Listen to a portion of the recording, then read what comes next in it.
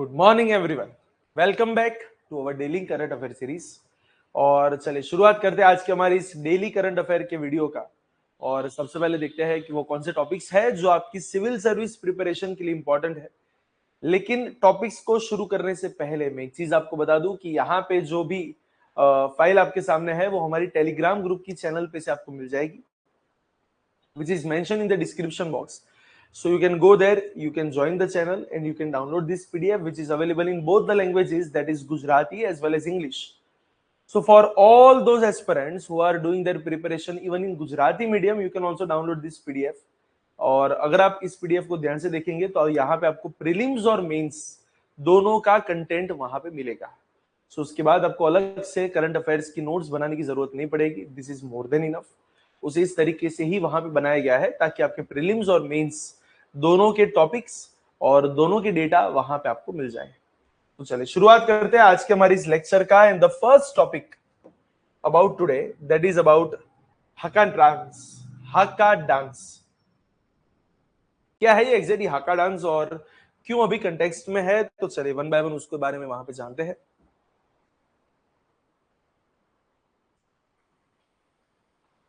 तो देखिए न्यूजीलैंड की कुछ बातें हैं, बस आपको यही पता होना चाहिए कि कहां का है ये वाला डांस।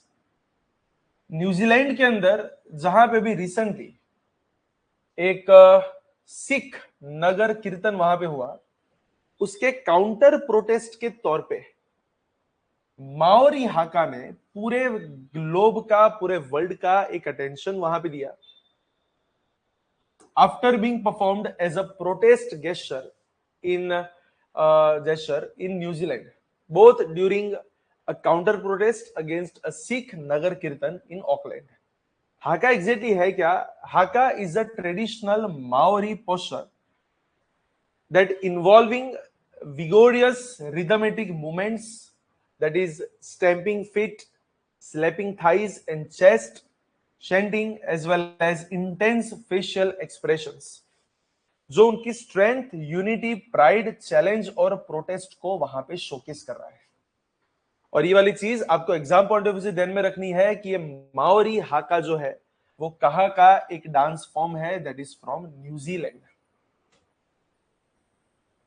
ओरिजिन इसका कैसे हुआ, तो it was originated from the Maori which is the indigenous Polynesian people of Aotearoa, that is Aotearoa के कुछ इंडिजिनियस पॉलिनेशियन पीपल है जिसका नाम है वहां पे Maori. It is rooted in Maori mythology. The dance is associated with Tanerore, who was the son of sun god Tama nui तेरा and summer goddess हिने राव माटी। सो तामा नुई तेरा एंड हिने राव माटी के एक बेटे जिसका नाम है ताना रोरे, उनके साथ ताने रोरे उनके साथ एसोसिएटेड है पूरी उनकी mythology, which is known as Maori mythology. The shimmering air on hot days is believed to be Tana Rore dancing, which is symbolized by trembling hand movements in Haka. और उसका सिग्निफिकेंस क्या है, तो वो उनका एक कल्चरल आइडेंटिटी का एक सिंबल बोल सकते हैं। It is a symbol of Maori heritage, ancestry as well as collective memory. It is also kind of social function which is used in welcome, protest, celebrations, mourning as well as storytelling. It is also a political expression as a non-violent, culturally rooted form of dissent and assertion of indigenous rights. तो बोल सकते हैं कि अपने अलग अलग expressions को बताने के लिए वो लोग एक नॉन वायलेंट और कल्चरली रूटेड एक डांस फॉर्म का वहां पे यूज किया जाता है, विच इज नोन एज हाका डांस, जो अभी रिसेंटली वहां पे हुआ न्यूजीलैंड के अंदर। And that is all about this news. The next topic that is about Akash NG missile system. और जब भी किसी भी मिसाइल्स के ऊपर बातें आती है तो हमारे एग्जाम के लिए वो इंपॉर्टेंट हो जाता है।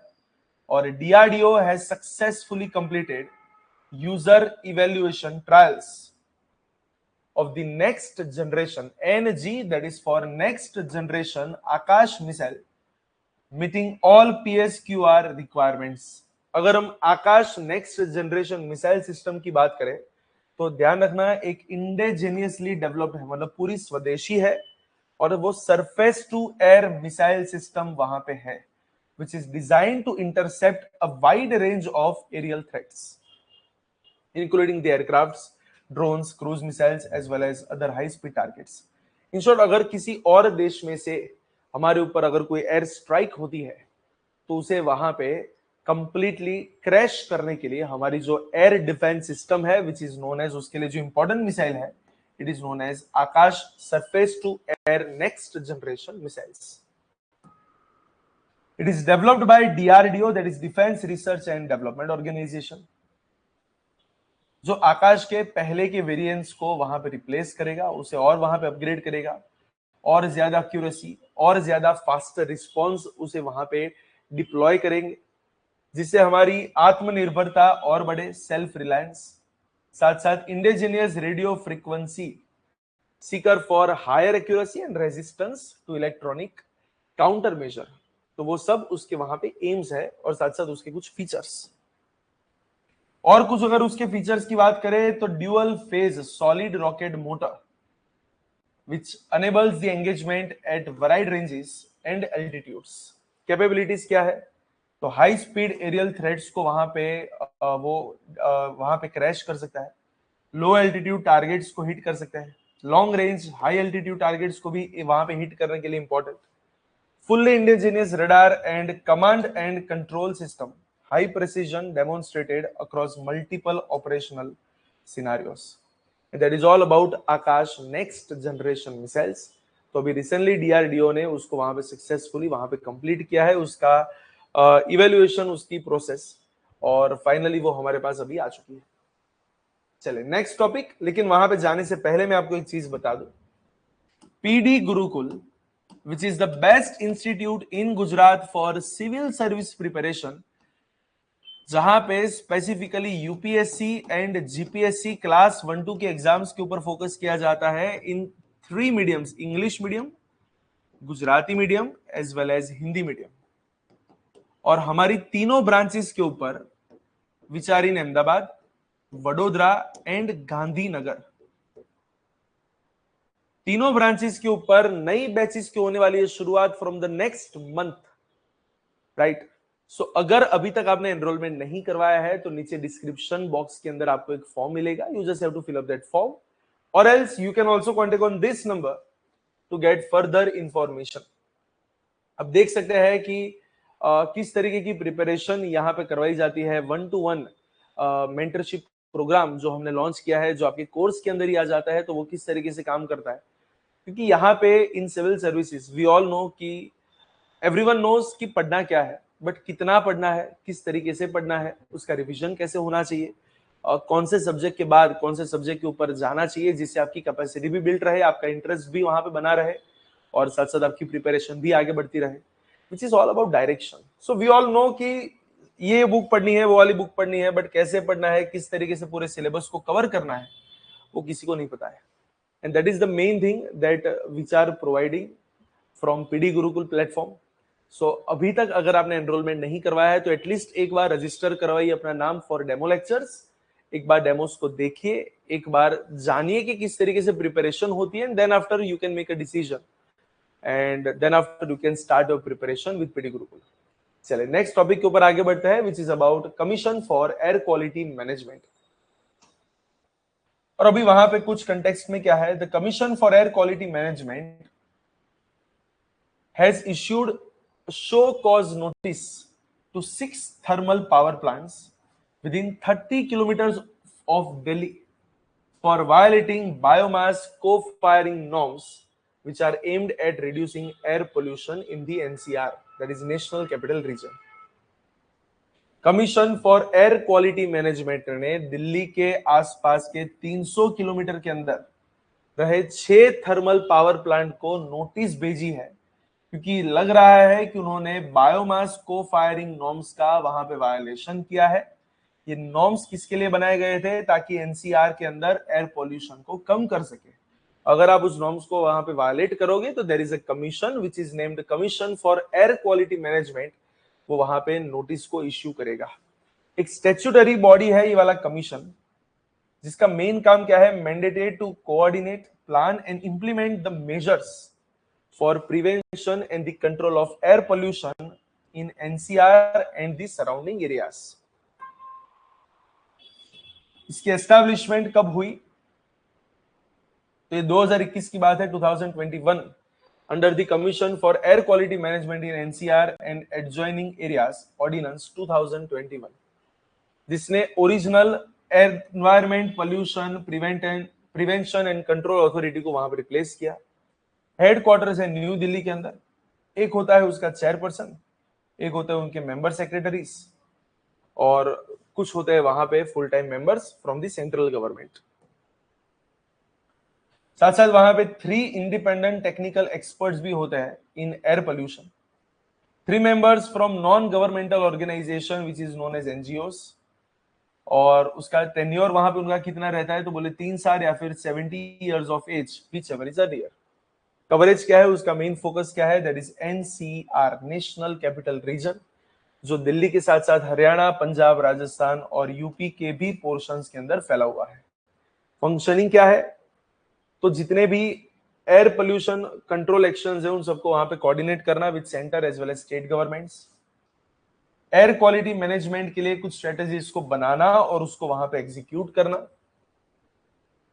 Frame a framework for identification of air pollutants, conduct the research and capacity building, prepare and implement the action plans and monitor compliance with pollution control norms।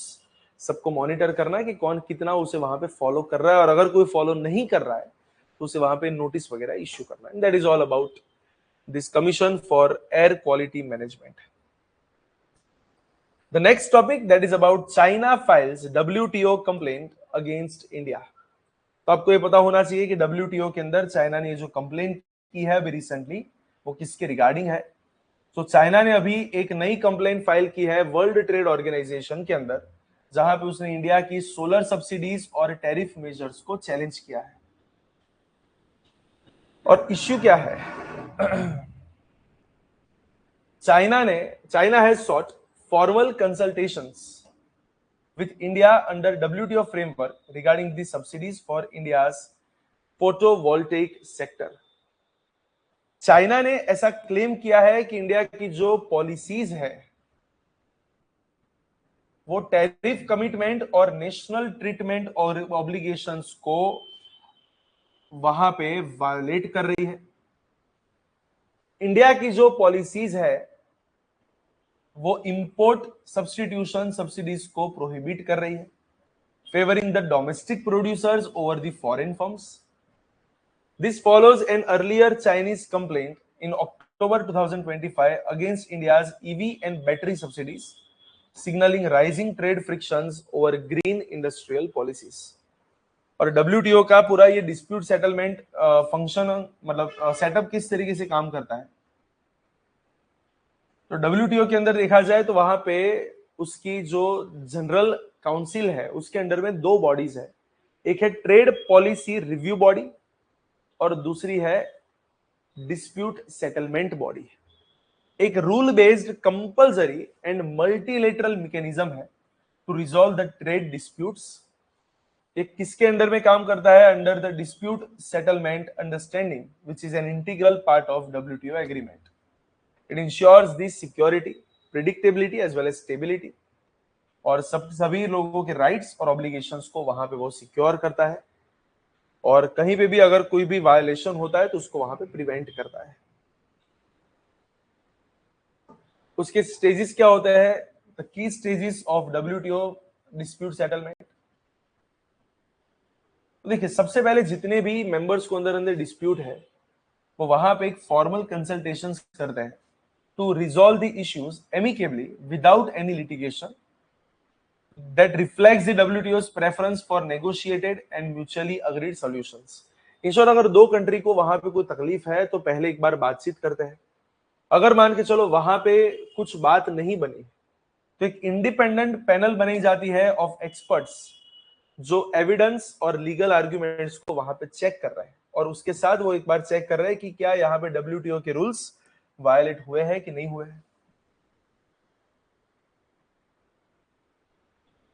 Parties may also appeal the penal findings on point of law before the appellate body, though this stage is currently stalled due to non-functioning of the body. फिर वहां पे होता है reports, that is panel और appellate body reports are adopted by the dispute settlement body. And the last stage, which is about implementation, the losing member must bring its measures into compliance within a reasonable period of time, monitored by dispute settlement body. जो भी member वहां पे हारता है उसे फटाफट इन सबको वहां पे कंप्लाई करना है. So that is all about the stages of WTO. चलिए नेक्स्ट टॉपिक के ऊपर आगे बढ़ते हैं, which is about India's first PPP model medical colleges. पहली बार पब्लिक प्राइवेट पार्टनरशिप मॉडल्स के ऊपर मेडिकल कॉलेजेस के ऊपर वहां पे कुछ बातें हैं. India has announced the first ever PPP model medical college in the tribal district of Dhar and Betul in Madhya Pradesh. The first medical colleges under public-private partnership model are being set up at which districts on Dhar as well as Betul. 4 such colleges are planned, linked with the existing district hospitals to strengthen both medical education as well as public health care. Public-private partnership model क्या होता है? तो एक arrangement है जहां पे government और private sector दोनों एक साथ पब्लिक इंफ्रास्ट्रक्चर या पब्लिक सर्विस को प्रोवाइड करने के लिए वहां पे कमिटेड होते हैं. Normally private partners invest in construction, management और the operations, while the risk and the responsibilities are clearly shared with the private as well as the government. और पेमेंट जो है वो उनके परफॉर्मेंस स्टैंडर्ड्स के ऊपर वहां पे किया जाता है, जहां पे build operate transfer, design build finance operate transfer. तो ऐसे अलग अलग मॉडल्स पे वहां पे काम होता है. साथ साथ lease, develop, operate, maintain mechanism पे वो लोग काम करते हैं. तो अलग अलग टाइप के वहां पे मैकेनिज्म्स. प्लस गवर्नमेंट ने बनाया हुआ होता है viability gap funding, the capital grant of up to 40% of project cost to improve the financial viability. साथ साथ एक है India infrastructure project development fund, which is the financial support for feasibility studies and project structuring. FDI support भी वहां पे है, up to 100% FDI is permitted in the most public private partnership sectors through the automatic route. मतलब आपको government को पूछने की जरूरत है नहीं. तो पहली बार मेडिकल कॉलेजेस के अंदर पीपीपी मॉडल की यूज करने की यहाँ पे कुछ बातें हैं. और वो कौन सी जगह पे है? अगर हम स्टेट के हिसाब से बात करें तो मध्य प्रदेश के अंदर. And now the last topic which is about government to increase the reservation for Agniveers in a CAPF to 50%.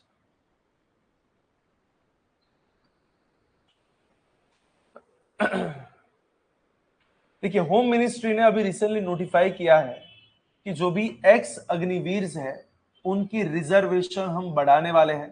कहां पे? In group C post of CAPF, जो पहले 10% पे थी, अब बढ़ा के उसे 50% किया जाएगा, starting with the border security force, that is BSF. और क्या है एग्जैक्टली अगर हम मिनिस्ट्री की बात करें तो यहाँ पे मिनिस्ट्री ऑफ होम अफेयर्स की पूरी अनाउंसमेंट है कि हम 50% रिजर्वेशन को वहां पे लेके जाएंगे. पहले की पॉलिसी क्या थी? इन 2022 गवर्नमेंट ने 10% रिजर्वेशन को वहां पे अनाउंस की थी. कुछ एडिशनल रिलैक्सेशन भी वहां पे दिए थे. For example 5 years age relaxation for the first batch and 3 years for the subsequent batches. Ex-Agniveers were required to compete through regular recruitment process, जहां पे आपको एग्जाम वगैरह देनी है. और अभी जो प्रपोजल आया है वो प्रपोजल किसका है? 10% से बढ़ा के रिजर्वेशन को 50% पे लेके जाना है in every recruitment year for constable post. Constable post के ऊपर बात है.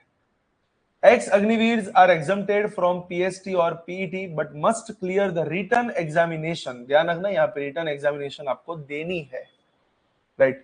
Recruitment will be done in 2 phases.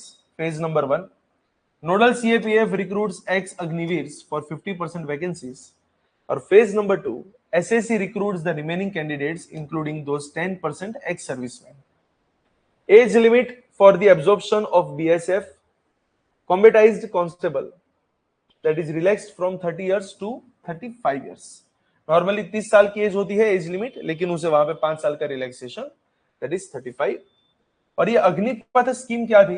एक short term military recruitment scheme थी under which selected youth are enrolled as Agniveers for a 4-year service period in the armed forces. 4 साल के लिए आपको अग्निवीर के तौर पे आर्म्ड फोर्सेस के अंदर अपनी सर्विस को निभाना है। इसे जून 2022 में वहां पे लॉन्च किया गया था। 4 साल का टेन्योर, जहां पे आपकी ट्रेनिंग को भी इंक्लूड किया जाता है। अगर आप वहां पे एक बार वहां से निकल जाते हो आफ्टर 4 इयर्स, तो वहां पे क्लियर था कि कोई भी पेंशन या ग्रेजुइटी नहीं मिलेगी। सेवानिधि पैकेज उसके लिए वहां पे था, that is 10 lakh on exit after 4 years which is tax free. Pay scale था for the first year 30,000 rupees per month, and which is rise to 40,000 rupees month per month at the end of the 4th year. Regular cadre intake की अगर हम बात करें तो up to 25% of each batch may be absorbed into the permanent cadre based on their performance. Insurance उन्हें वहां पे दिया जाता था, स्किल्स एंड एजुकेशन बेनिफिट्स वहां पे दिए जाते थे। That is all about this Agniveer scheme and that is all about our today's lecture. तो इसी के साथ आज का लेक्चर जो है उसको यहाँ पे करते हैं, और ऐसे कुछ नए टॉपिक्स के साथ वापस एक बार मिलेंगे, लेकिन तब तक के लिए all the very best for your preparation. आज का लेक्चर जो है उसको यहीं पे करते हैं। Thank you so much.